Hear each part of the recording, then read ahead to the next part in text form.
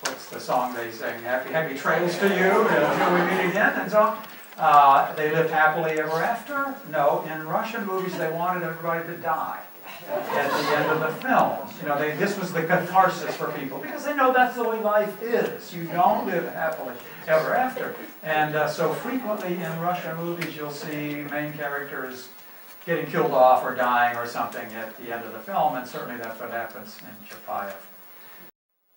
Met Chapayev, he saw Chapayev. And the school teacher said, really? She didn't believe him at first, but he was so persuasive. She said, well, have your grandfather come to our class and he can tell us about when he saw Chapayev. And so he did. The little boy brought his grandfather. He wasn't a kid that did well in school, and this was going to help out and so on. And so the teacher says, children, we have little Volodya's. Volodya, his grandfather is here, and he saw Chapayev, and he's going to tell us about how he saw Chapayev. So please tell us. And so he says, well, there I was with the rest of the forces. I'm up on the high bank. And there's Chapayev, he's out there swimming across the river. And so I go,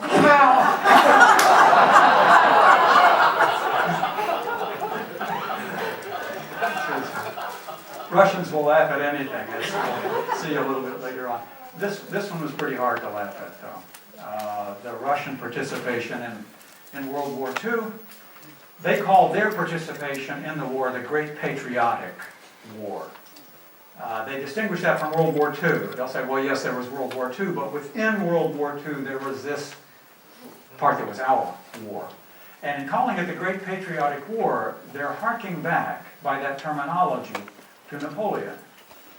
Because the opposition to Napoleon came to be called the Patriotic War. And so this one is the Great Patriotic War because it was even more difficult than Napoleon. You remember Napoleon in 1812 invaded Russia and made it all the way to Moscow. Hitler didn't quite get to Moscow. He got very close. But Napoleon's army just went through in one line towards Moscow. The two armies, as they went in, cut a swath about 40 to 60 miles wide, and virtually everything in that 40 to 60 mile swath was destroyed going into Moscow over the summer of 1812. And then Napoleon, he got Moscow. Apparently, the Russian governor general gave instructions to burn the city as the French were coming in. That's still somewhat debatable, but most people now agree that it was the Russians who gave the order to burn the city in order to keep it out of Napoleon's hands. He stayed there. He was in the Kremlin for about 6 weeks and then decided to leave. And he wanted to head to the south, to the Ukraine, which is what Charles XII of Sweden had done 100 years before. He had wintered in the Ukraine because there was more food there. But the Russian army suspected this is what he was going to do. Of course, he could have turned to the north to St. Petersburg, but not in late October. You don't want to go farther to the north. That's where the emperor was. And so the French were pretty much forced to retreat. And as the French retreated, it's hard to tell how much is myth and legend and how much is history. But a patriotic war erupted, everybody against the retreating French army. The peasants rose up against them, as well as the army itself and the nobility and everybody else. And as you may know, Napoleon came into Russia with 600,000 troops, the largest field army Europe has ever seen in modern history. And it's debatable whether 40,000 or 60,000 got out, 10% or less got out when the whole population turned on them. And many historians of the 19th century said this is where Russian nationalism really begins, is with the victory over Napoleon. Because it's one thing finally that the masters and the serfs have in common, is the outside enemy, the French, that we have to drive out of the country. So that became known as the Patriotic War through the 19th century. And so this one becomes known as the Great Patriotic War, because it was even bigger since the Germans had occupied a huge amount of territory. And I'll have the statistics for you to prove it as we go on into it. Well, of course, the Soviets came to power in 1917, and it's interesting. I talked to my students, and I said, when you look at 20th century world history, how different might things have been had the Bolsheviks not taken power in Russia in 1917? Hitler would not have come to power probably in Germany. because Hitler offered himself to the Germans as the only political party who could prevent Bolshevization of Germany, a Bolshevik revolution in Germany. Watch out for the left. And a number of right political parties had tried to come to power, and none of them could do it. And so finally, the people who really held power in Germany said, well, let's turn it over to the fool, and he'll, within a few weeks, he won't be able to do it either. And of course, Hitler was able to hold on to power. So would you have had Hitler in Germany without the Bolsheviks? Hitler is the one who's saying that I will prevent something similar from happening in Germany. And then, of course, you got the Great Cold War. The early adult lives of most of us in this room, when we recall that this was the big enemy all the way through. And you think of how world events were, to a certain extent, colored by the fact that you had this alternative way of working towards the future. You even look at something like the Civil Rights Movement in the United States. The way we treated black people in this country was a real embarrassment, particularly as colonies were beginning to get their freedom. And people like Kwame Nkrumah in Ghana, who had gone to college in Pennsylvania in the United States, had a very bad experience of racism, even though he was in Pennsylvania. He was not in the Deep South. So we had to do something, clearly, to bring black people more into the mainstream of American civilization, because the Soviets were saying to these newly liberated colonies, don't follow that model. Look how the Americans treat their black people. And they formed a university in Moscow, Patrice Lumumba University, named for the murdered president of Congo, and so on and so on and so on. World history would have been different. And of course, the capitalist countries didn't want the Bolsheviks in power, but when Stalin said, all right, we'll settle on socialism in one country, we're not going to try to spread revolution around the world anymore, after about 1923 or 1925 is when he made this statement. But still, from the Soviet perspective, things began to look pretty bad because the right starts to come to power. Mussolini comes to power in 1922 in Italy, and he's clearly anti-socialist. He had been a socialist before World War I. He becomes an anti-socialist after World War II, and he's trying to set Italy up in some ways as an antipode to the socialist solution to various kinds of questions. And then Hitler comes to power in 1923 in Germany, and both of them openly, 1933, both of them openly anti-Soviet, anti-socialist, certainly. There's great photographs, right, with both of them at the arm of I love that. The Soviet Union had pretty much held itself aloof from international organizations, in part because they were being excluded. The British and the French finally gave them diplomatic recognition in 1924 and 1925. The first country to give them diplomatic recognition, of all things, was Afghanistan in 1919. The first country, the King of Afghanistan, recognized Soviet power. The United States, of course, was a Johnny-come-lately, not until 1933, when we finally had a Democratic president. None of the Republicans would do it through the 1920s. The Soviets began to attend League of Nations meetings in 1929. And then they joined the League of Nations. And of course, we know what other big country never did join the League of Nations, even though it was to a great extent the idea of the President of the United States. And then when it was clear that the League of Nations really wasn't going to do anything to stop people, and of course the worst thing here was the Italian invasion of Ethiopia, when the League of Nations did nothing in spite of that impassioned 3-hour speech by the young Haile Selassie. The Soviet Union decided we're going to have bilateral treaties with various countries. And so part of a change in Stalin's policy, he had argued no cooperation with other leftist political parties. Communist parties, anywhere you go it alone, you don't cooperate with Social Democrats or anybody else. 1935-36, he said, well, let's do cooperate with the left. Let's have a united left. And of course, France then elects a socialist president in 1936, and Chile elects a socialist president in 1936. The nationalists and the communists come together in China in 1936 to fight against the Japanese, and so on. And in 1935, the Soviet Union and France sign an agreement, named for the two foreign ministers at the time, the Juncker-Laval Pact, and then Czechoslovakia was tied into it a little bit later on. Which is interesting, because according to this pact, if the French supported Czechoslovakia, if Czechoslovakia was attacked by an outside country, and we know who that outside country might possibly be, then the Soviet Union would also come into a conflict. But it was predicated on France doing it first. The problem with the Soviets was, and a good friend of mine studied this in the archives of a number of different countries, the Soviets had no way to give help to Czechoslovakia because they would have had to go across the territory of a couple of other countries that absolutely hated them and would not have allowed to use their territory to go across to get there.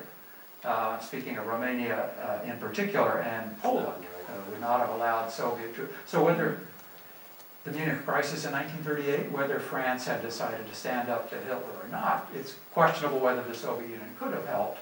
My friend, from what he found out in the archives, found every indication that the Soviet Union was preparing to do so if the French stood up. But anyway, this is a part of Stalin's effort to try to forfend what he's afraid is going to be an attack from the countries that are opposed to the Soviet Union. And of course, those countries formed in 1936 an anti-communist international pact. Initially, it was just the two you see on the left, Nazi Germany and Japan, but then Italy joined into it, and Franco's Falange's Spain joined into it as well, although the Spanish never got involved in the Great War, World War II. The other three countries, of course, did. That's why I have Spain's flag a little bit separated from the other three. Yes, sir? What is that Condor division about that Spain allowed Spaniards to fight on the Eastern Front? Yes, but this was later on, when you get into the war, right? In fact, the Soviets eventually were the only country that came to the aid as a government of the loyalist side in Spain. There were Americans who volunteered. Hemingway was one of them. But if any of you, I'm sure a lot of you maybe worked for the government, did you have to sign that you were never a member of the Abraham Lincoln Brigade when you first tried to get your security clearance? I did. The Abraham Lincoln Brigade, I wasn't born yet in the time of the Spanish Civil War, but it was still on the questionnaire at that period of time. Then, of course, comes the Munich crisis that I've already talked about a little bit. Who's not there? The four great powers, Italy, France, Germany, Great Britain. Who's not even invited? Russia. Who's the country that doesn't count? The Soviet Union. No, it would have been an afterthought. Oh, we didn't invite those guys. Well, they weren't considered to be that important by these big four. And of course, it didn't work out. This press conference that Chamberlain had when he got back, I wanted to make that photograph really big, but I couldn't get it on the same slide. He flew back to Heathrow Airport directly from Munich. And when of course, all the cameras are there in front of him, he's holding his umbrella like a good Englishman. And he said, I spoke with the Chancellor of Germany this morning. And he paused for effect, because this is the first time that any leader of a British government could say that he had talked that day personally to someone on the continent. He was the first one who had flown back. And here he is at the airport. He had flown back. I spoke this morning. And we just read right by that today, and it doesn't mean anything to us. But in those days, this meant that, I just talked to Hitler just now. And of course, they didn't get peace for our time. It's often quoted as peace in our time, but I think he said peace for our time. And here I'm showing you some of the different ways in which not just the Germans, but some other countries also carved up parts of Czechoslovakia. Let's not forget that Hungary helped itself to some. Poland helped itself to some as well, after the Germans went in first. But that was 1938, and Stalin, of course, he's getting really concerned that the Western powers aren't going to stand up to Hitler in any way. The Soviet government said at the time that they would have kept to the Potemkin-Laval Pact, had there been any question with it. And so in the summer of 1939, they tried to make a deal with the French and the British, but the French and the British sent second-line diplomats to Moscow to negotiate, and they couldn't decide anything on their own. They had to go back to Whitehall and to Quai d'Orsay. So Stalin thought they're not really negotiating seriously, and then suddenly he gets this offer at the beginning of August from the Germans, let's make a deal. Well, the last place he would have expected it was from the Germans, because this is like ISIS and the United States getting together. You just don't do that, do you? But they did. The Germans wanted to sign a couple of treaties, an economic treaty and a political treaty, And the Soviets tried to stall them for a time, saying, well, don't do it in the order you want to do it, let's do it in reverse order. And the Germans thought about it a couple of days and said, well, okay. And then the Soviets said, well, no, let's go back and do it in the original order. Obviously trying to stall in some way. But they did sign these two agreements. On August the 19th, they signed the agreement, an economic agreement, by which the Soviet Union agreed to continue to provide a lot of raw materials, mostly stuff from mines, and so on, to Germany. A lot of this was stuff that they could use, of course, in the armaments industry, and Germany would provide credits, and in particular machinery, to the Soviet government. Germany right away didn't keep its part of that agreement. The Soviets right up until June 1941 continued to send trainloads of material to Germany. So the Germans right away, in fact Molotov in 1940 went to Berlin to say what's going on here, and they basically put him off. But these are clear signs of the crisis that's coming. And of course there were secret parts to this agreement by which Hitler agreed to give Stalin free rein in areas that had belonged until fairly recently to the Russian Empire. That is, the three Baltic states that had been created in 1919 and Finland, and also in Romania. But these were all areas that had been a part of the Russian Empire. Stalin apparently was thinking it would be nice to have those back again in the Soviet Union. Hitler said as long as these secret treaties, secret clauses, as long as the German minority in each of those areas is respected, and if they want to leave and go back to Germany, you'll permit them to do so. And Stalin, of course, agreed to all of that. And then 4 days later, they signed a political agreement for 10 years not to attack each other. A non-aggression pact that would last for 10 years until 1949. Stalin thought that Hitler would break it, but not until maybe 1943. He didn't think he'd break it as quickly as he did. And of course, 8 days later, Hitler attacked Poland, and World War II broke out. That attack had to have been planned, of course, much earlier than those 8 days.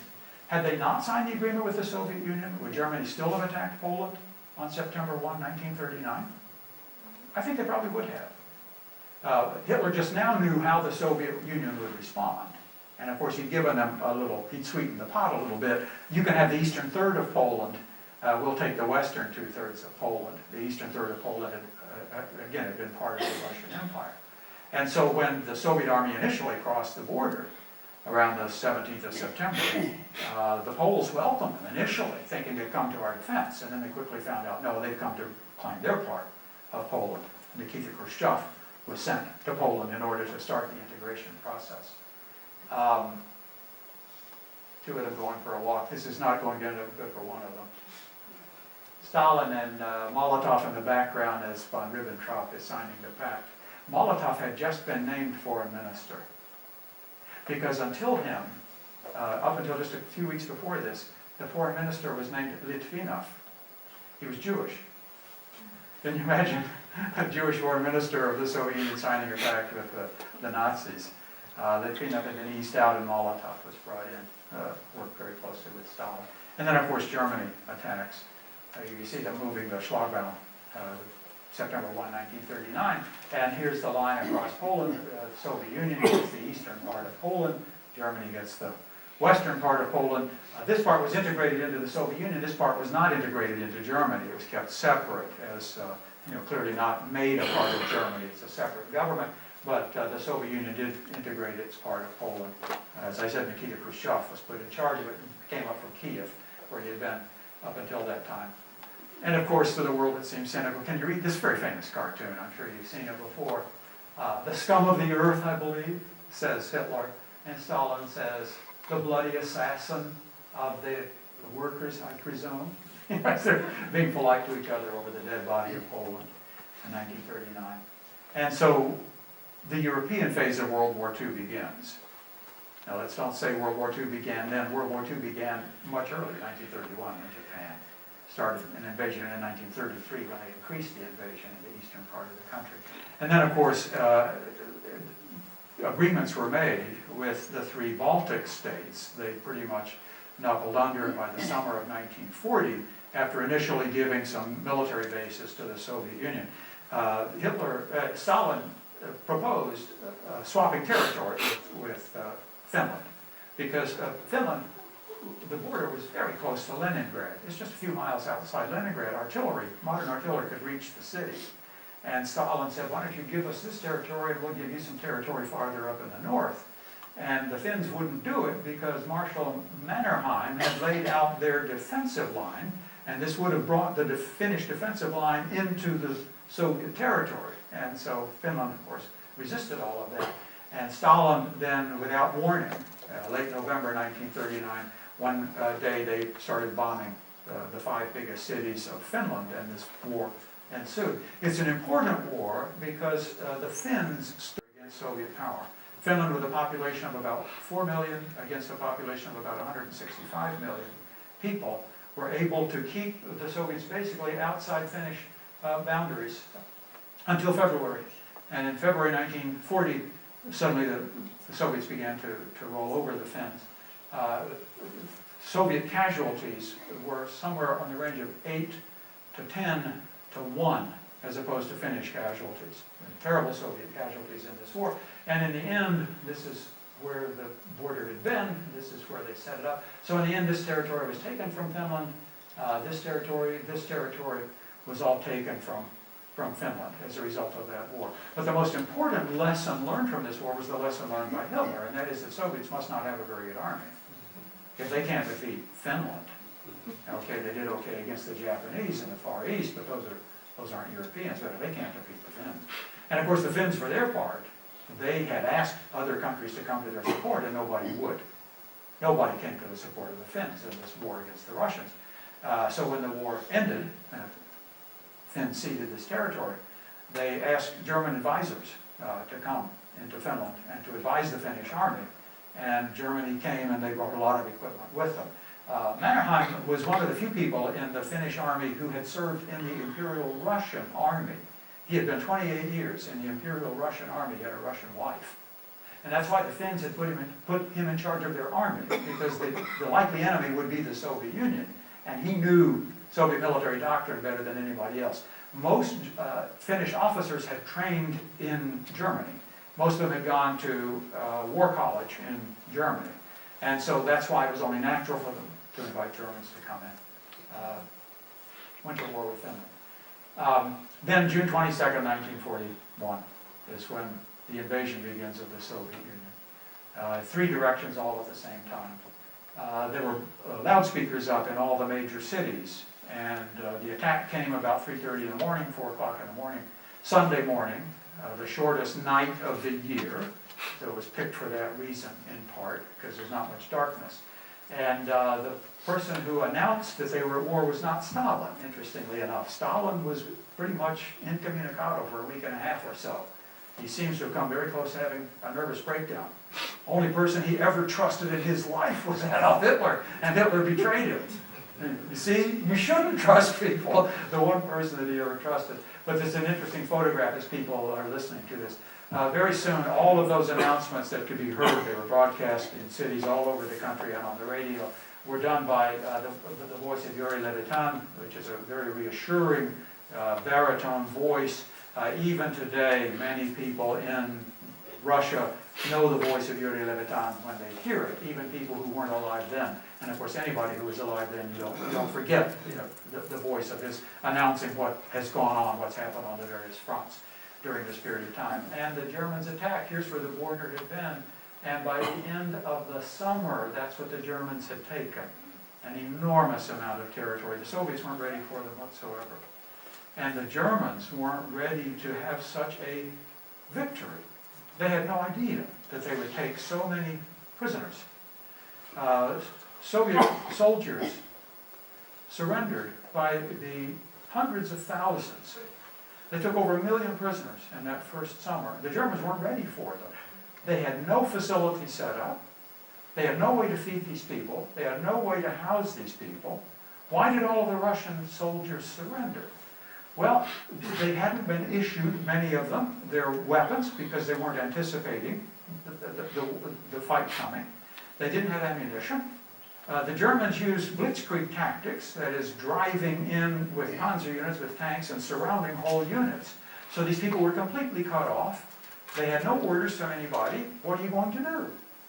Fight on your own with what? And so psychologically, heavily assaulted, and they surrendered by the hundreds of thousands. The Germans left most of them out in the open all summer long. They just put barbed wire around them and guarded them. And of course, thousands of them died in the summer. They're out in all kinds of weather. But the point that I'm starting to make here, and I'm going to continue on, is how does an army go through that and not have its morale totally broken? How is it that an army can lose this much territory and retreat and retreat and retreat and retreat and somehow hold itself together?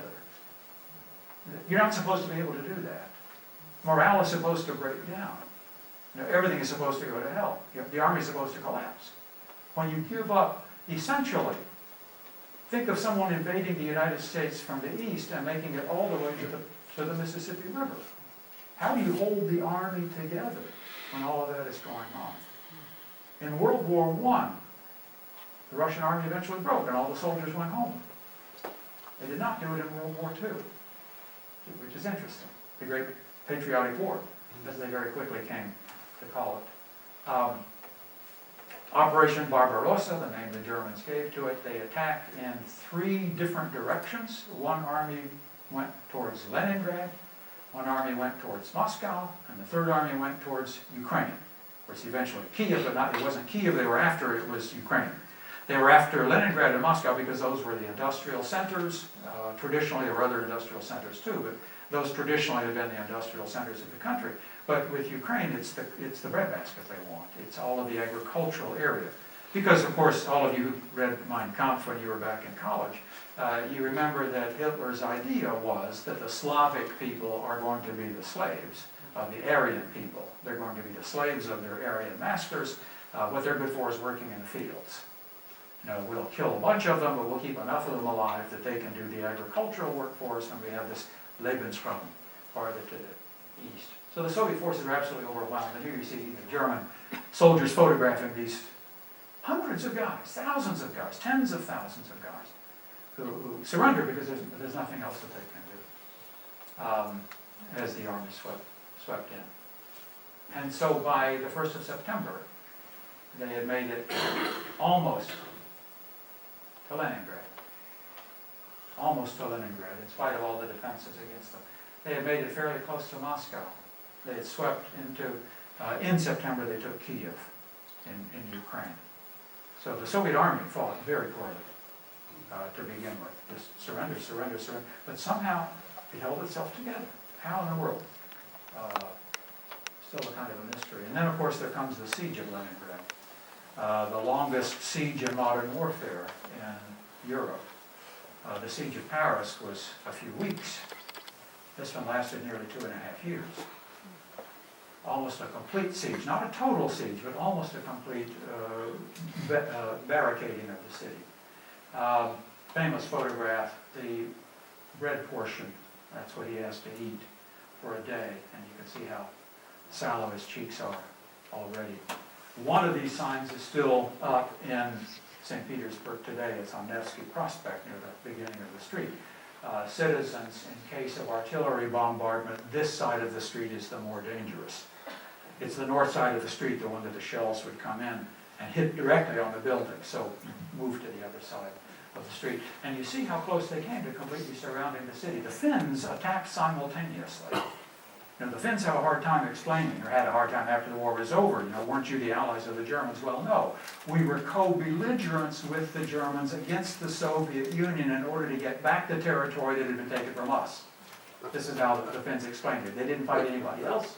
They didn't turn any Jews over to the Soviet Union, certainly not that they knew of. In fact, they did turn over from Soviet POWs, and they found out years later there had been Jews among them, and those men, of course, were all killed by the Germans, and the Finns had horrible feelings of guilt about having done that. So they didn't carry out any sort of anti-Semitism within Finland, but they came down to where the border had been, basically, before the Winter War. The Germans made it over to the coast of Lake Ladoga, the world's largest, Europe's largest lake, but they could not cross the Neva River. The Neva River is right there. There's an old fortress there that was first built in the 1200s. The Russians and the Swedes had fought back and forth many, many times over this fortress. It finally fell into Russian hands in October of 1702. And there still is a mass grave there of about 8,000 Russian soldiers who fell in taking this fortress from Sweden in 1702. In 1941 and 1942, 250,000 Soviet soldiers fell defending it. 250,000. Germans never took it. You can go visit the place today, and they've left a good bit of the fortress the way it looked at the end of the war, with the shattered buildings. There's been a lot of death in that little fortress. This is where Lenin's older brother was hanged for being an opponent of the Tsar and trying to assassinate Alexander III.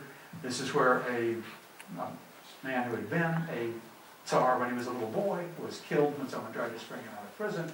But the Germans couldn't take it, and so they couldn't get up there. The Germans made it to the coastline here. Why didn't they get here? It's because this is Kronstadt, a Navy base. And the big guns from the ships at Kronstadt were able to keep the Germans from getting this little bit of land. So the Soviets continued to hold that, but the Germans made it to here, and the city was almost totally surrounded for, well, Harrison Salisbury's book, which some of you read, I'm sure, 900 Days. It wasn't quite 900 days, but close to that. And of course they couldn't, in that first winter, they couldn't even bury the people who died. They were dying 1,000 a day by the 1st of September, mostly from malnutrition, because the city's food supply had been destroyed and there was virtually no way to get enough food in. They were trying to get people out of the city. 1 million people had come into the city as refugees over the summer of 1941, and they were trying to get them out. Eventually the population was reduced from over 2 million to 600,000. They got some out, but of course, we don't know how many died. It's clear now that it was probably over 1 million. And the low figure I've seen is 800,000, and you've got figures up to 1 point, however many million beyond that. But that first winter, no one had the strength to bury people. So when someone died, they were simply wrapped in a shroud. There was no electricity, no heat anywhere in the city, so they were simply carried downstairs in the building where they lived and put under the stairway. But then by April, when it thawed, of course, they had to bury people. So special military units were brought in, and they blew huge holes in the ground, and people were buried in mass graves. Could do it no other way. And of course, many of them, people didn't know which one of these mounds their loved ones were in. You see these mounds here? There's about 3,000 under each one of those mounds. I once counted 186 of those mounds in this one cemetery, Piskaryevsky Cemetery, on the northeast part of the city. That's over 500,000 people. This was one of the 3 major cemeteries that they used. So at least 540,000 or more buried there. And there's a little museum there. Richard Nixon visited it when he went to Moscow in 1972, and he was very much moved by the story of this little girl, the Savichev family. Tanya was her name, and this is her notebook as she was keeping track in December and January 1941-42 of all the members of her family as they died. And at the end she says, "Only I am left alive." She died of malnutrition. She was rescued, but they couldn't save her. But Nixon, when he made a speech over television to the Soviet people, he called to mind the sacrifice that the Soviets had made in the war. He mentioned how touched he'd been by this particular story, Piskaryevsky. When they took Kiev, Kiev had a large Jewish population, and within 3 weeks, this is as a German soldier, there's the bridge across the Dnieper River on fire. Within 3 weeks, 80,000 Jews from Kiev were marched out to a gully outside town called Babi Yar, where they were simply machine gunned. And the bodies dumped into the gully and then covered up with earth from bulldozers. For years there was no monument there, particularly to the Jewish population. There is one there now. But Babi Yar means Grandma's Gully, what it would be in English. That was not the only time and the only place. Of course, the Germans were still shooting people and gassing them in individual trucks. They hadn't yet come up with the industrial way of killing people. But that's only Kiev. You can imagine this happening in all of the other cities of Belarus and Ukraine, where you had large Jewish populations. How are you going to keep up the defense when the Germans are pressing and pressing and pressing and pressing? They called together people to volunteer, and out of Moscow, over 1 million people volunteered to fight against the Germans. They were called we translate the word as militia, and that's an unfortunate translation because of all of the connotations of the word militia in English, particularly in American English. In Russian, the word is opolchenia, and again, it goes back to a much earlier word. It goes back to the word that was used for the popular uprising of people against the Poles who had invaded Russia in 1611. 1610 and 1611. So you see, Stalin's going way back in history. He's not calling on socialism, he's calling on your Russian history. Remember what the Russians did in the past. And this Russian militia, just anybody, whatever you've got, pitchfork, axe, scythe, bring it. And let's attack the Poles. And starting in the city of Nizhny Novgorod and sweeping down towards Moscow, up to 200,000 people joined the opolchenia. Well, now they're saying, let's form a Moscow opolchenia. And over 1 million people volunteered. I knew one of the men who volunteered. He had had some really bad problems with one of his legs, and it had been amputated below the knee in 1937. He was a graduate student in mathematics at Moscow University, but he volunteered. He was in the Moscow opolchenia, Moscow militia, and he couldn't keep up. He couldn't keep up with the guys, and after a week and a half, he went to his lowest commanding officer and said, I'm sorry, but I have trouble keeping up. And they said, well, what's the problem? He graduate student in electoral. He said, well, no, I just got one leg. And he said, well, you shouldn't even be in the army. Because they took these people in, they didn't even give them physicals. It's like what I said about the French in World War I, when they just loaded them in taxis and off they went to the front. And so they told him, no, there's no way you can be in the army. You go back to graduate school. And so he did. And Moscow University was moved to Ashgabat, which is now the capital of Turkmenistan. And he finished his graduate work there. He was told, we're going to need mathematicians when this war's over. We're going to need educated people, so you have no business being in the army. But these people, you see them building trenches and all the rest of it, they were slaughtered. They were basically cannon fodder. Out of that 1 million people, virtually no training. And of course the army is still retreating. But they were the ones who tried to meet the Germans outside Moscow. Maybe they slowed the German army down somewhat. But it's interesting, these folks are volunteering. Of course, you've still got, in the summer, late summer of 1941, you still got these strong feelings of patriotism, the powerful people who are moving. We will revenge Moscow. We will avenge Moscow. They thought maybe Moscow might fall, but Moscow did not fall. The Germans were close enough by November 7th. November 7th was the day of the October Revolution. This is Russia, so you had the October Revolution in November. But are we going to have the parade or not? Most of the government in Moscow had already been moved to the Volga River, to the city of Kuyvyshev. Stalin was supposed to go.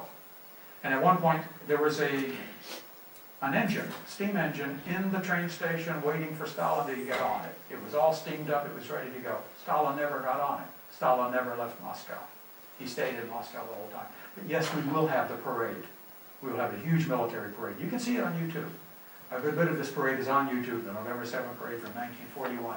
And of course the announcer is talking about all these brave soldiers and all of our wonderful equipment and our weapons and all the rest of it. And you look at all those boys and most of those guys aren't going to survive the war. Most of them did not survive the war. But there's great film footage of this parade. The Germans wanted to bomb it. They sent 1,000 planes up in the air to bomb it. But it turned out to be a very, very cloudy day. The clouds went from 300 feet to 50,000. And all the German planes had to turn around and go back. So they weren't able to bomb this November 7th parade. Stalin didn't leave. What Stalin did do was to take one of the most famous icons in Russia. Everybody says he did this. And it was put up in an airplane, and several times they flew it around Moscow, around the perimeter of Moscow. This is Stalin, who supposedly did this. There's an even more remarkable story. This is an icon, Matrona of Moscow. I first read about her. I vaguely heard Matrona of Moscow, but I didn't know what time period she was or anything. I just heard Matrona. To Moscow on Aeroflot flight, and the Aeroflot magazine, every airline has its own magazine, there was an article about Matrona of Moscow. this woman who was deeply religious. And of course, that's, in the Soviet Union, that never could have happened that you could have an article. But this is 2006, it's after the end of the Soviet Union. And what this article said, the woman who wrote the article, she said, I don't believe any of this, but this is what they say. I don't believe this was what they say. But this young woman was born to a peasant family in the late 1880s. Her mother had a vision 3 days before she went into labor. She already had 3 sons, a very, very poor peasant family. And she was planning to give the child away, whatever it was, right after the child was born. She was going to give it to another family that didn't have children. And she had this dream in which a beautiful bird, she was sleeping in a field, and a beautiful bird came and landed on her chest and hopped all around on her. But the bird always had its face turned away from her. And then when the bird turned around, it hopped around in the other direction. The bird had no eyes. It had sockets, but no eyes. When her daughter was born 3 days later, her daughter had no eyes. She had sockets, but no eyes. And she took the dream as a sign she was to keep the little girl. And so she did. She kept her, and of course she was blind, and the family was very religious, and the little girl, by the time she was 2 or 3 years old, she knew the liturgy by heart.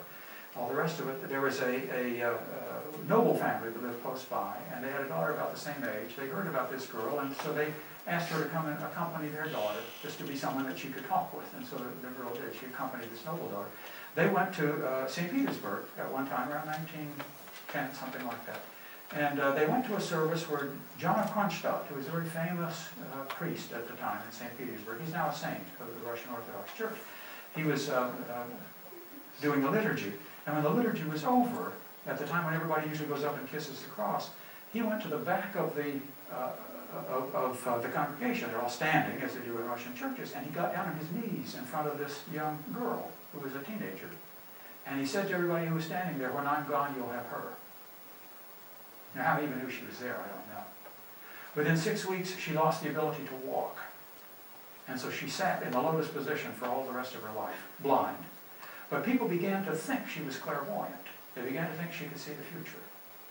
When the revolution happened, a couple of her brothers became Bolsheviks. She was moved to Moscow at this time, stayed with friends, supporters. And every now and then she'd say, I think this would be a good time for me to change my address today. And so they would take her someplace else, and sure enough, that afternoon, the authorities would come in making a check to see if everybody was there was registered to be there. She always stayed one step ahead of them. Well, this article goes on and on and on. I'm reading this article, I'm transfixed by it, of course, and it says, in World War II, in the Great Patriotic War, when Stalin was ready to leave the city, he decided to talk to Matrona. Stalin? Talking to this woman? But people thought she was clairvoyant. Stalin had apparently heard about it. And Stalin went to talk to her. Should I leave Moscow? And this article said that she told Stalin, you do not have to leave Moscow. The Germans aren't going to come. It's interesting, isn't it? She lived on until the 1950s. She said that horrible times are coming for the Soviet Union. There will be a man named Michael, and things are going to get a whole lot worse. And I don't think that's the end yet, and so on. And when she died and was buried, people would come to her grave and take away dirt. They'd take dirt away from her grave and take it home because they thought it had some special meaning. So her place of burial was moved. It's now in the Donskoy Monastery, and she's been made a saint of the Russian Orthodox Church. You can see his icon. You can see her icon all over the place. Now, this was a story that was told about why Stalin didn't leave Moscow. Anytime you see an icon and a woman doesn't have eyes, that's who it is. The Russian cathedral here in Moscow has got icons, or here in Washington, where has got icons of her, and they're all around Russia now. Twice I've been in Stalin's bunker, and both times I've talked to the head of the bunker. He had a bunker in Moscow, he had this bunker in the other city of Kuibyshev. And I said, I'm sure you've heard the story, and he says, it's not true, there's not a word of truth in it. That's what they both said. Of course Stalin wouldn't have talked to this woman, but somehow that rumor has persisted, that Stalin talked with her. Interesting. And of course the rumor about his having had the icon. Well, the Germans didn't get into Moscow. The Battle of Moscow, increasingly now people are saying this was much more decisive than people realized at the beginning.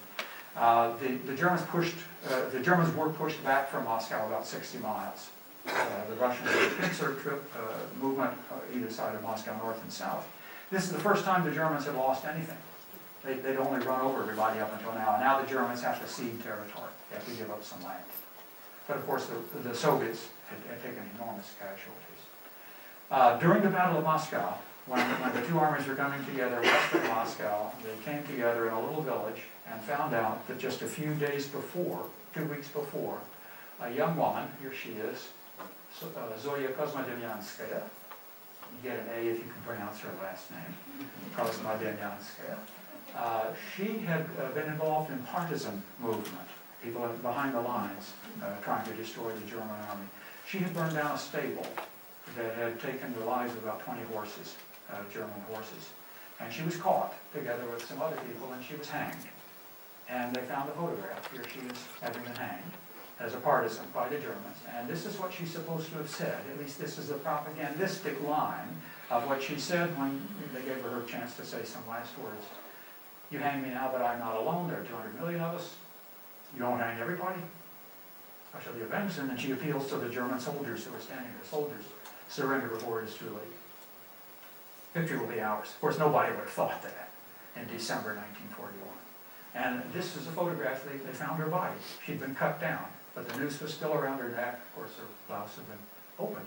They found her body in the snow during the Battle of Moscow when the Soviet soldiers were reconquering this territory.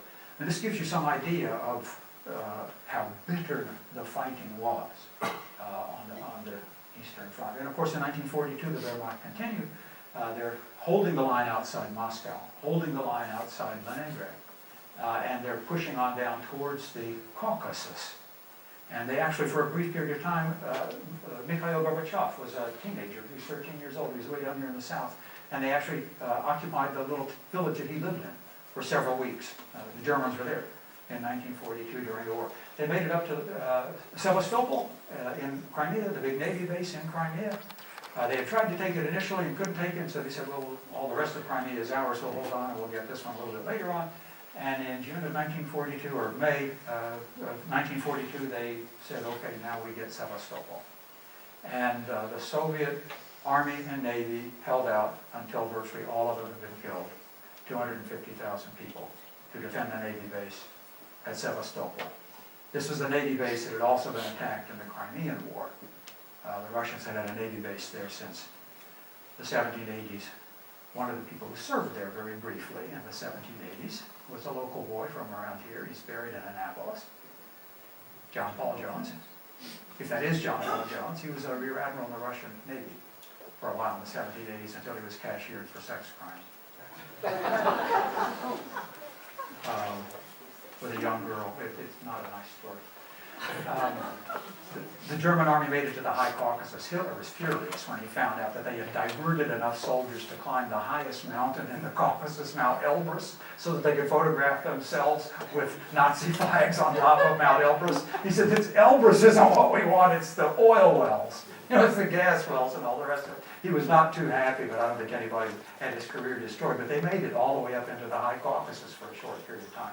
And then, of course, they shifted the direction and went towards Stalingrad. This is the battle that a lot of people have been saying for a long time was the key battle of World War II, Stalingrad. The Germans almost made it across the Volga River. Had they made it across the Volga River, all bets are off as to what would have happened in the war. Bitter fighting from August 1942 until early February. End of January, early February 1943. The German commander, General von Paulus, was holed up in the basement of a big department store in town. Hitler made him a field marshal. He knew that no German field marshal had ever been captured. Von Paulus was asking Hitler, let us do a strategic retreat. Let us move back to some territory that we can better defend. Hitler said, not an inch of soil for which a German soldier shed his blood is going to be yielded. And so they had to stay there, and the Soviets did the same thing they had done in Moscow. They did a pincers movement, north and south, and they cut off the 6th Army, the German 6th Army, and eventually 80,000 men were left to surrender. Von Paulus survived the war. Only about 8,000 of the people captured with him, 9/10 of them died, because they were walked off to Siberia after this bitter war, battle. He survived, and eventually in 1954 or 55 was released and lived his last years in East Berlin, von Paulus. This is a very famous building that all Russians know, the Pavlov House, in which 30-some men held out for 88 days against the German army. These just a few people. One of them, Pavlov, who was the sergeant, the house was named for him, it was an apartment building, it was named for him. He said later that he had visions of the Virgin Mary during this battle, and she told him they would survive. He fought all the way to Berlin, and when the war was over, he became a monk, 1946. He died 3 years ago, up in his 90s. So Stalingrad, which many people say was the key point in the war. And of course, then the Soviets began to push the Germans back. But the cost of the war to the Soviet Union, calculate all of this stuff, 45% of the population. Now remember what I said about how do you hold an army together when you're losing and losing and losing? It's incredible. 33% of the gross output of industry. And there's something else to be said about that. 47% of all the agricultural land, but that includes all of Ukraine. 45% of the cattle. 55% of the railroad mileage in the entire country. It was controlled by the Germans. It goes on. Keep all these statistics. Livestock. When we think about what's the Soviet Union going to do after the war's over, what have they lost in the war? And look at all of this. I mean, just what? Over half of the horses, 80%, 90% of the hogs, over half of the cattle, well over half of the sheep and goats. So I keep asking this question, how close did they come to losing? They lost, they just didn't know it. They kept fighting. It really is incredible. Of course, I don't know how big these hospitals were, but start counting. 6,000 hospitals, 43,000 public libraries, 85,000 schools, 70,000 villages. Some cities were totally destroyed. Minsk was totally destroyed. 3 out of every 10 buildings in Leningrad from the bombardment were destroyed. 80%, 8 out of every 10 were damaged. 6 million buildings. And you've got to rebuild all this after the war's over. It's all been burned down or torn down. Fruit orchards, vineyards, just on and on and on and on. How does a country survive all of that? And people, I don't have a figure here for people, but now they're saying over 27 million people. Some people say it's even higher than that. If we were to fight a war today in our country, think of all the stuff being destroyed, we would also lose 50 million. This would be the equivalent. It's 1/6 of the population. 50 million people, 1/6 of the population. In Belarus, 25%, there were 10 million people in Belarus before the war, 7.5 million when it was over. Of course, Belarus had a large Jewish population, and you have to count all of that, the people who were carried away by the Germans and exterminated, Soviet population. In what is now Volgograd, Stalingrad, at the time of this is the building that saved our necks, along with everybody else's in World War II. Because that was the building, next to, Pavlov House is next door to it. But this is a huge flour mill on the banks of the Volga River. It has walls that are 4 feet thick, because of all the weight of the grain and everything else, and the Germans could never take that building. Because they couldn't take that building and Pavlov House, the Soviets could continue to bring troops across the Volga River. Other than that, the Germans had the whole stretch of the Volga River, north and south of the city, but they didn't have it right downtown. And it's still left. You can see the building, that's what it looks like today. They left it as the shell of what it was at the end of the battle in World War II. This is what it looked like before the battle in World War II. That's how close they came to losing, in addition to all of these other things that we've been looking at. I don't know if you can read these numbers in the back, but what this chart shows you is how the Soviets were outnumbered initially by the Germans. It helps explain why they were losing. They were so badly outnumbered at the very beginning. This is the ratio of troops. The Soviets had 1 and the Germans had 1.4 to every 1. And then later on in 1941, they had 1.9 to every 1. And then later on, as German soldiers continue to get killed and as the Soviet Union begins to call more and more people, the Soviets begin to have an advantage. They have the numerical advantage over the Germans as the war goes on. In particular, they were bringing in troops from some other parts of the country. They were afraid to bring them in to begin with, but they began to bring them in a little bit later on. Here's Germany and its allies. This is where they started, and towards the end of the war. Here's the Soviet Union, those huge losses in the first year of the war, and then, of course, they get the numerical advantage. You have to have a numerical advantage in order to go on the offensive. You can defend with fewer people, but if you go on the offensive, that's when you lose people as well. The army on the offensive is always going to have greater casualties, almost always, than the army that's on the defensive, at least by traditional warfare. So how do you explain? How in the world could they possibly win? And this is one of the reasons. Somehow they held it together for that long period of time, for months, a year and a half practically. They were retreating. How do you hold an army together for that period of time, suffering that many casualties, giving up that much in terms of resources? It's incredible. You know, we anticipated there's no loyalty to Stalin. They all hate him, right? They all hate Soviet power, and it was true. They didn't like Soviet power.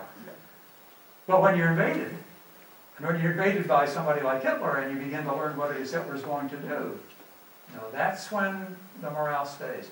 A few people have asked the question about Leningrad. Well, why didn't we just let him take the city? After all, he took Paris. And he didn't destroy Paris. Now, but Paris and St. Petersburg were different in Hitler's mind. For Hitler, Paris had culture. The Russians had no culture at all, in spite of the fact that the city had a German name. And he wanted to destroy the whole city. Take out of it what the Italians did, you know, the art. Take out of what the Italians or the Spanish or the Dutch and other people had done, and then raise the city to the ground, was Hitler's plan. Stalin's plan was that if Hitler got into the middle of the city, we won't let him blow the city up. We will do it ourselves. And much of the city was mined early on. Had the Germans gotten into the city, they wouldn't have taken it. It would have been blown up by the Soviets. We've never fought a war like that, have we? Even our Civil War wasn't quite like that. Hope you're not from Atlanta. This was a movie made in the 1940s by one of the great Soviet filmmakers, Sergei Bondarchuk, a great actor and a great director, called "They Fought for the Motherland." They fought for the motherland. You can get it on YouTube in English with English subtitles, and it's called "They Fought for the." Well, there it is. They fought for the motherland. In this movie, it had in it a lot of great stars of Soviet film. Some of them were themselves directors, and of course everybody knew who all the great people were. But what they're trying to do is explain a year into the war, or over a year into the war, how is it you guys can continue to lose and somehow you're still together? Somehow you're still together. And as they're retreating, women are asking them this. One guy goes in, they caught some crawfish, and he said, "Could you give us a bucket and some salt?" And she said, "I wouldn't even give you the back of my hand. The best I'd give you is a broom. If you were my own son, I'd turn you away." And he said, "Well, Mama, why are you saying all of this?" And she said, "You guys don't know how to fight. What are you going to do, give the whole country to the Germans? Get out of here." And he apologized to her, and then she said, "Here, take the bucket of the salt." and another conflict as well in the film, where they said, "Why can't you guys finally figure out how to win? Why do the Germans keep winning?" But you see why they're not winning. They're outgunned, they're out-uniformed, they're out everything early in the war. It was only later they began to turn it around. This is one of the main reasons for the victory. This is an incredible thing. I don't know of any other country that has done this. You have to have a dictatorship to do it, I'm sure. Hundreds of factories in the summer of 1941, as soon as they saw things were going badly, hundreds of factories were simply picked up, unbolted, loaded onto trains, carried east of the Ural Mountains, together with their workers, and then put back to work again. Some of them as early as 6 weeks were functioning again. They didn't even have roofs over them. You go to Siberian city after Siberian city today, and you're taking a tour through the city, and they'll say, "We had no industry in this city until World War II." And then all of those factories that came out of the various cities in the European part of Russia were brought here. And that's when our industrial life started in these cities. And the factories stayed here after the war was over. An absolutely incredible feat. How do you do this? How do you move those factories and within 3 months have almost all of them up and running and manufacturing what they're going to need for the war effort? It was simply incredible. It's true that the soldiers, when they went over the top, they said, "For the motherland, for Stalin." Za Rodinu, za Stalina. There's a bit of debate now, and some people are saying, we didn't say for Stalin. Yes, they did. Yes, they did. But they first said for the motherland, and that's what all the propaganda, they're fighting for the motherland. And it's increasingly Russia, not the Soviet Union, but it's increasingly Russia. At least all of these posters, fight harder, son, Sinok, she says. And you see, you've got soldiers here, going back to earlier soldiers, for Mother Russia. You know, connecting the two. Rodina means mother in some sense, the place that gave you your birth. This was one of the most famous posters asking people to volunteer to sign up for the army. The motherland is calling you. It's like Uncle Sam wants you. This is the Soviet version of Uncle Sam wants you. That goes a lot. People they were fighting for their homes. They were fighting for their motherland. And you know, people defend that pretty hard. And then, of course, you had troops who had fought against the Japanese, who were brought into the Battle of Moscow. They were the ones really who saved Moscow, and they were the ones who turned the tide at Stalingrad as well. Stalin knew, because of a man named Richard Zorga. Have you heard of Richard Zorga? One of the greatest spies of World War II, with a German name. He was a spy in Tokyo, and he had learned through his friends at the German embassy that the Japanese were not going to attack the Soviet Union. They were fighting against the British and the Americans. And so Stalin could release the troops in the Far East. He kept some of them there. Several years ago, I met a veteran. He said, I was in the Soviet Army in 1940. I said, how did you survive? I said, I was in the East until after Stalingrad. He said, if I had to go to Europe, I wouldn't be here now. Before Stalingrad. He said, I'd have been slaughtered with everybody else. But after Stalingrad, that's when, and he said, I fought all the way to Berlin. An interesting old man that I met. So that helps explain it. Bringing these battle-hardened troops, the guys who had some experience in undeclared war against Japan in the 1930s, where they fought on the Chinese border, and they fought some on the Mongolian border as well. And then, of course, this is not new to Russia to be invaded. It's happened before. And in the posters about the war, an awful lot of them are harking back to earlier wars. You know, here you see a medieval warrior wielding his sword. Here you see a medieval warrior. Here you see, again, medieval warriors. Here you see a whole series of them calling back to the heroes of Catherine the Great's army, falling back to Alexander Nevsky in the 13th century, to the people who fought Napoleon, the people who fought the Poles, the people who fought the Swedes, on and on.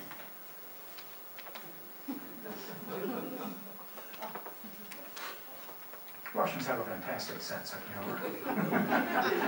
This is put on top of a painting recently done about their fighting against the Swedes in the 13th century. This guy's looking for some, where's another Swede I can hammer in his head, when they were invaded by the Swedes. Lend-Lease, of course, we did give a good bit of help to the Soviet Union. A lot of it was logistical help. We gave them 2 million pairs of combat boots that they found absolutely worthless. At 20 degrees below zero, the leather snaps. The boots fall apart. So the Russian soldiers all wore felt boots, Valenki. You never get cold in Valenki. March of last year, I was on the ice of Lake Baikal in March at 20 degrees below zero with a 30-mile-an-hour wind, and I was wearing Valenki over my socks, my feet, out standing on ice for 3 hours. My feet never got even cool. That's what all the Russian soldiers wore. Where can you buy them in the U.S.? Where can you buy them in the U.S.? Try LL Bean. I don't think you can buy them in the U.S. I tell you what you can do. Take the Golden Eagle train, winter trip. They give you a pair of items. They gave me mine, and I still got them. The Russian soldiers also didn't wear, and to this day, they don't wear socks. They have triangular cloths. Because, you know, socks always get holes in them. You always got to darn them. But these triangular claws, your boots never fit, the ones they issue in the Army. And you can wrap the claws around your feet so that they don't hurt as bad. And, of course, they may stink, but they don't get holes. Russian soldiers have been wearing these things since the 18th century, and they still are.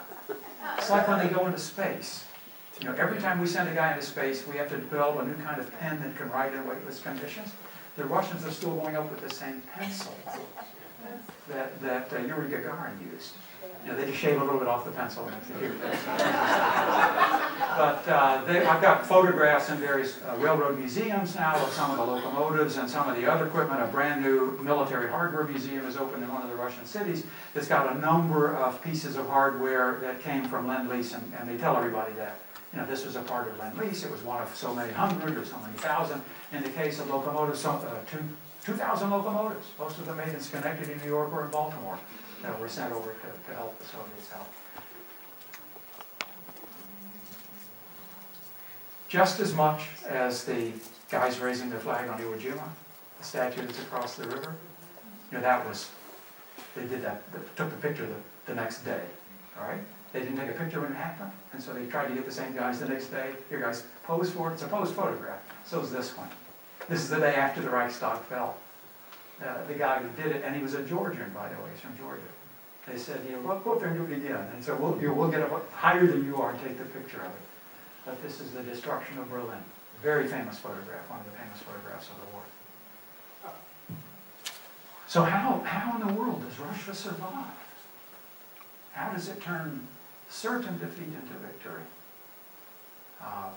That's number 2 of the cataclysms of the 20th century. So, Louis, if we could have some light, we have a few minutes, I think, for questions. I did go a little longer this time. Yes, sir, you had your hand up already. It's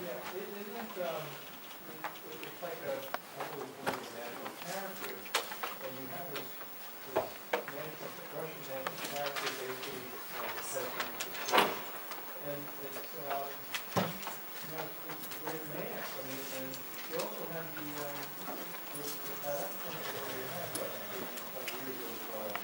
communist ideology, and I think there's like a big inertia of the man, especially the peasant class.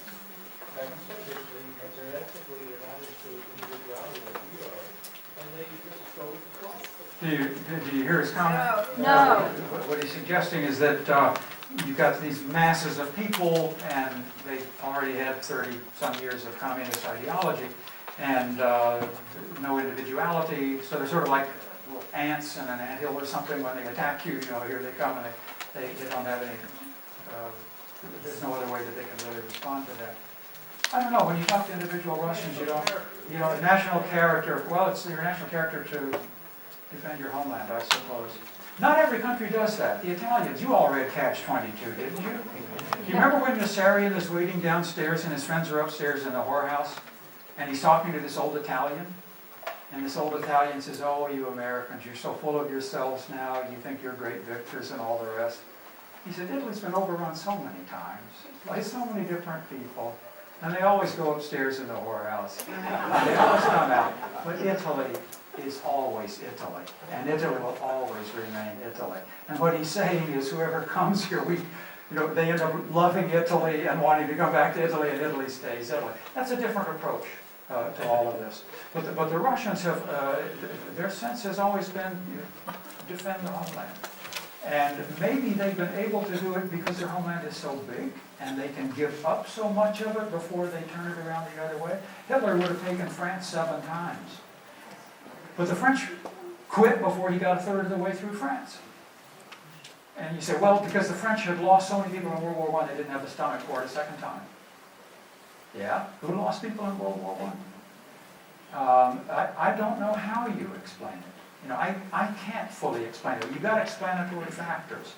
But how do you hold that army together from people who we all think hated Stalin and hated the Soviet Union? How does that army not just fall apart in a year and a half, particularly in all of the areas that the Germans occupied? Of course, the Germans turned out to be awful. And they say, well, if Hitler hadn't been such a bad guy, he would have won the war. Well, yeah, if Hitler hadn't been such a bad guy, he wouldn't have attacked in the first place. So you can't play this game back and forth. Okay. Yes, ma'am. Perhaps one explanation is, what's plan B? You surrender to the Nazis, and that's better? That's not better. There's no better. So you have to endure what's there. Yeah, you've got a rock and a hard place, right? So which one? Maybe our hard place is better than a foreign rock. Yeah, that may be a part of it. How do you explain Rokossovsky? this general. He was actually Polish in background. He'd been purged when the army was purged, when all the top officers, practically 80% of them, lost their jobs. He was in a labor camp, way out in Siberia, in the northeast of Siberia. And someone comes to the camp and he says, "You're going to be released." And he was released, and a week later he was commanding 25,000 troops. He'd been in a labor camp, and he's now commanding 25,000 troops. And he was loyal. He was eventually the guy who was the first commander of the Warsaw Pact troops, when the Warsaw Pact was created in response to NATO in 1955, NATO in 1949. Yes? But there was a dark side to the Soviet military, with the prison brigades that were sent into Yes. minefields, Yes. prisoners of war who were returned to the Soviet Union and executed. Yes. Not all of them, but some of Very them. large. Some of them executed, yes, that's true. But I know of individual cases of soldiers. 1942, in a village in the far south of Russia, 12 guys finished high school together the same day they enlisted in the army. One of them really wants to be the machine gunner because machine guns are cool. Nobody else wants the machine gun. He found out why the first time in combat, because he was the guy the Germans were shooting at more than anybody else. He was badly wounded in his first combat. It took him 3 months. He was in the hospital for 3 months. When he recovered, he decided maybe to change his MOS, and he became a tank driver. Tank driver. 75% of the men who fought in tanks in the Soviet army did not survive the war. He didn't know that at the time. He became a tank driver. He lost 3 tanks over the next 2 years. 2 of them were shot up, and they were able to get out. The crew was able to get out. The third one, he was in Czechoslovakia, crossing a river, and he asked a civilian who was standing there, "Is this a safe place for me to take the tank through?" And the guy says, "Yeah." And he gets out in the middle of the river, and the tank flipped. And he somehow got out. How he got out, I don't know. He never knew how he got out of the tank. He fought all the way to Berlin. In a tank? And for him, he was a tanker, not in that tank. They were producing lots and lots of tanks, the T-34 tank that won the war. And ever after the war, for him, May the 9th, Victory Day, was the most important day of the year. He would start May the 10th, collecting the food that he was going to serve to people on the next May the 9th. And always on May the 9th, when he had people over for dinner, they had a moment of silence first for those who didn't make it through the war. This is true all over the country. The war was the most impression-making event of the Soviet Union. It's the one thing that brought everybody in the Soviet Union together. A lot of people didn't like Soviet power, but when they defeated Germany, and nobody thought they were going to, believe me, at the end of 1942, it seemed an impossibility. But when they won the war, for years they repeated it to themselves, "We won." In part because they see the ones who lost, and they see how well they lived in Soviet times, and they weren't living so well in the Soviet Union. But it's still, 2016, I was in St. Petersburg for the anniversary, May the 9th, and I spent most of the day out on the streets with the other people. It was a beautiful sunny day, warm, and you think of all of the things that you could do on the 9th of May. You could go into the countryside, you could go for a walk, you can go to your dacha and start your garden, all kinds of things that you could do on that day.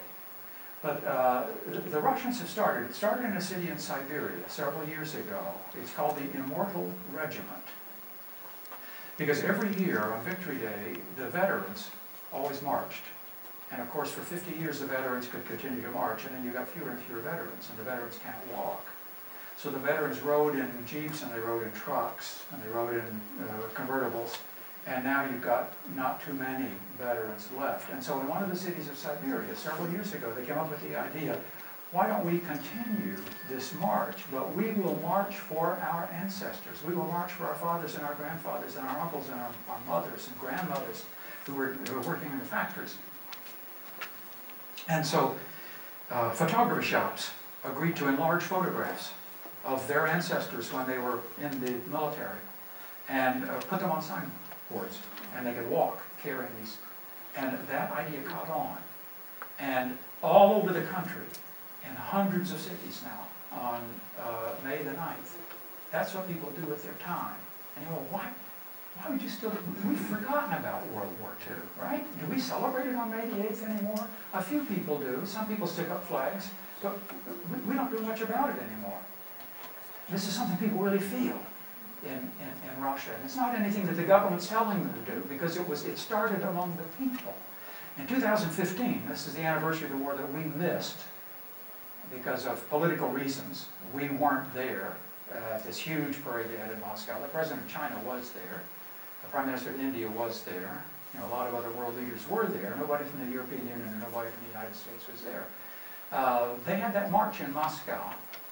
1.5 million people participated in it. Vladimir Putin said, I want to march in it, and they said, no.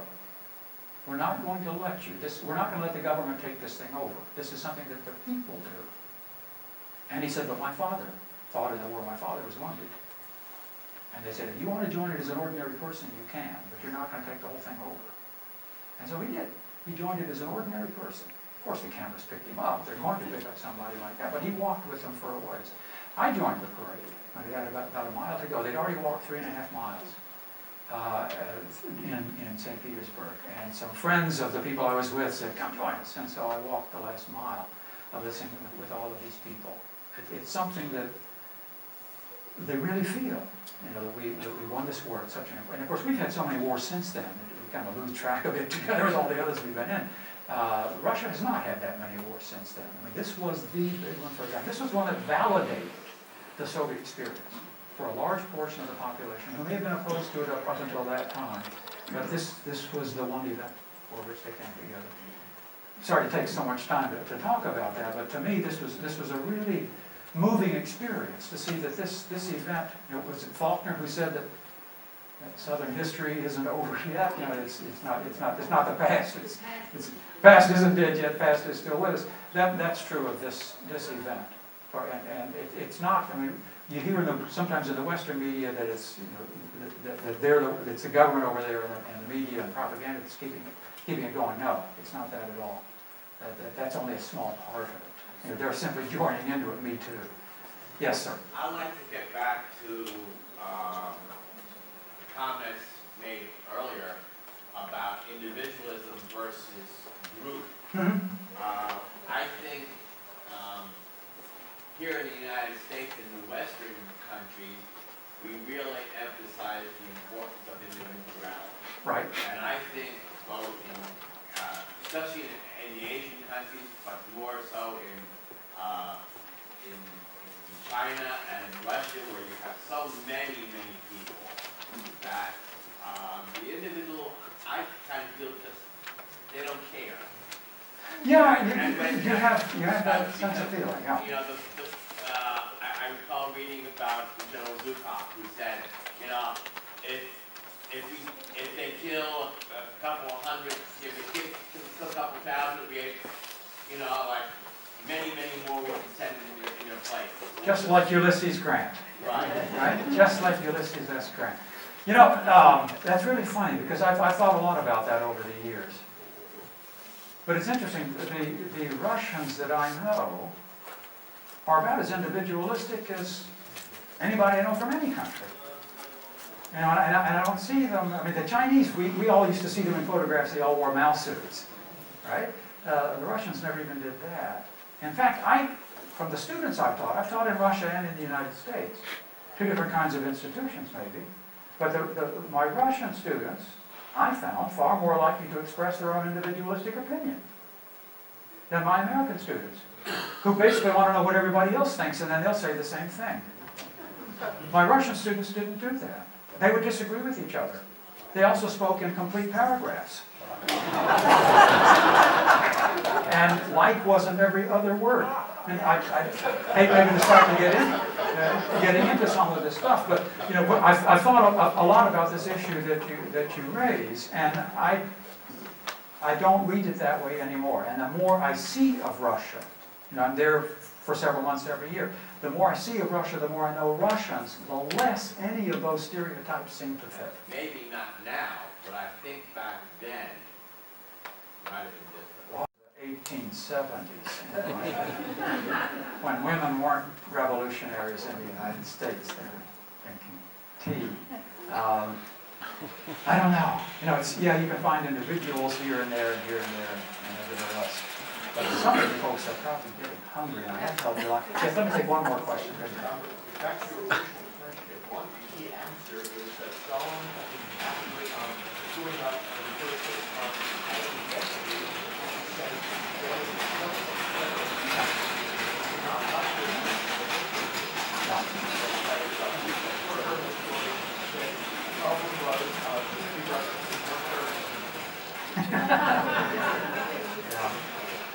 Well, folks, this was something. We're getting into another cataclysm. Eat a good one. The next cataclysm doesn't have anything to do with but after getting you hungry during this, we started this.